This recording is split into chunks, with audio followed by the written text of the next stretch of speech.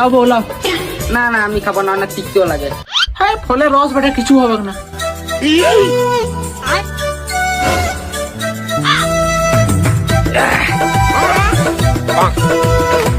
একটি কথা বলবো? হ্যাঁ বলো। আমি না তোমার কাছে অনেক কিছু নুকুল। কি বলছো? আমার না বিয়ের আগে 10টা বয়ফ্রেন্ড ছিল, আর একজনের সঙ্গে গপ গপ করতে নিয়ে আমার বাবা দেখে নিয়েছে। ওই জন্য তোমার সাথে জোর জবরদস্তি বিয়ে দিন দিচ্ছে।